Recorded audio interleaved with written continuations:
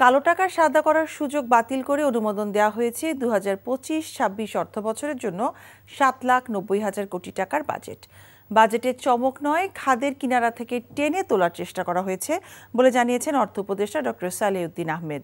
উপদেষ্টা পরিষদে অনুমোদনের পর বিকেলে সচিবালয়ে আয়োজিত ব্রিফিংয়ে এসব বলেন তিনি। বলেন, খারাপ হয়নি বলেই বাজেট সহায়তা হিসেবে $2.6 বিলিয়ন মিলছে। সুইস ব্যাংকে আমানত বাড়া উদ্বেগের বলেও জানান তিনি। রিপোর্ট করছেন রকুন উদ্দিন। ক্যাশলেস সোসাইটি বিনির্মাণ 2 জুন 2025-26 অর্থবছরের জন্য 7,90,000 কোটি টাকার বাজেট উপস্থাপন করেন অর্থ উপদেষ্টা। বিজ্ঞান গবেষণা সোমবার এই বাজেট অনুমোদন দিয়েছে অন্তর্বর্তী সরকারের উপদেষ্টা পরিষদ।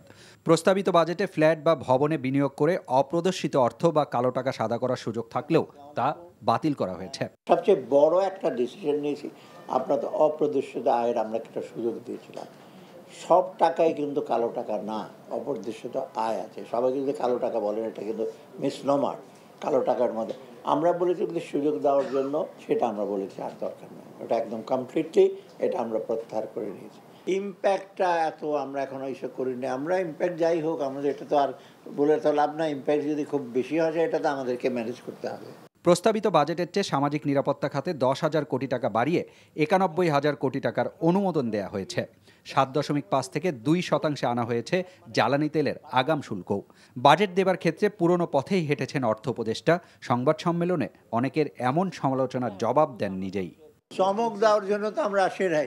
আমরা মোট কথা একটা ভাঙা গাড়িটাকে ঠিকঠাক করে, বা যেটা আমরা খাদের কিনারে চলে গেছিলাম, আমরা ঠিকঠাক করে নিয়ে আসা। আমরা যে ইমপ্লিমেন্ট করব, অনেক প্রতিষ্ঠান তো উইক হয়ে গেছে। আমি একটা ভালো শব্দ ইউজ করলাম, উইক, দুর্বল। আর দুর্বল হয়েছে না দুর্বল করা হয়েছে সেটা আপনাদের ব্যাপার, আপনারা দেখেন। খুব ডিফিকাল্ট হচ্ছে আমাদের জন্য। আগামী অর্থ বছরের বাজেটে ব্যবসায়ীদের জন্য সুবিধা মিলবে ও বাইরের বিনিয়োগ আসা সহজ হবে বলে মনে করেন অর্থ উপদেষ্টা। বলেন, খারাপ হয়নি বলেই বিদেশ থেকে আসছে বাজেট সহায়তাও। হাল নাগাদ খবর যে অর্থায়নটা যেটা এসছে, মেইনলি এটা বাজেট সাপোর্ট আসছে, সেটা প্রায় 2.3 বিলিয়ন ডলার প্রকল্প। একটা বিরাট লিস্ট দিয়ে আমার কাছে যাও, সেখানে আসবে প্রায় 5.1 বিলিয়ন ডলার প্রকল্প বিভিন্ন সময়। এ সময় তার কাছে প্রশ্ন ছিল সুইস ব্যাংকে বাংলাদেশিদের বিনিয়োগ বাড়া নিয়ে।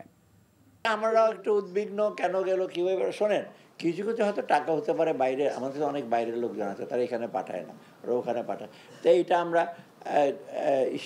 চিন্তা করছি, যেটা ডেফিনেটলি এটা আমরা দেখব। Rokun Uddin, NTV news, Dhaka. Bundle থাকলে প্রতি সেনমানিতে টাকা বাঁচবে। বিকাশ সেনমানি বান্ডেল কিনে জিতুন প্রতি লেনদেনে।